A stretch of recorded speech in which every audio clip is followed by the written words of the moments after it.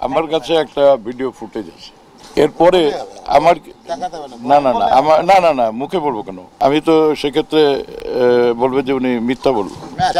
না না না আমি সেটা বলতে পারি না। পুরো পৃথিবীর মানুষের কাছে তিনি হয়ে উঠেছেন মাদার অফ হিউম্যানিটি। আর তাই আগামী 30শে ডিসেম্বর একাদশ জাতীয় সংসদ নির্বাচনে বাংলাদেশের এই উন্নয়নের ধারাকে অব্যাহত রাখতে মমতাময়ী শেখ হাসিনার নৌকায় ভোট দিন।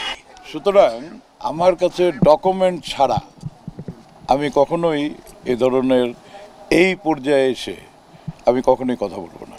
সেই জন্যই বলেছি যে আমরা এখানে একটা শুদ্ধ মঞ্চ তৈরি করব, no matter who he is or she is.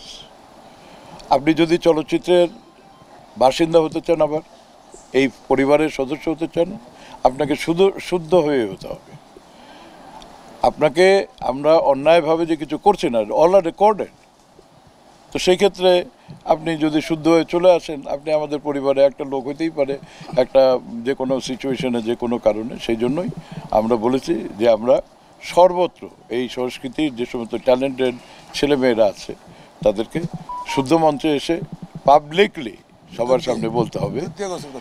হ্যাঁ, যদি এটা আমাদের দাবি, এটা আপনারা এটার মধ্যে যথেষ্ট যুক্তিযুক্ত কনসেপ্ট এটা, যে ঠিক আছে আপনার যে এরিয়াতে আপনি আমাদের চলচ্চিত্রে যদি কেউ হয়, সে বলবে যে আমি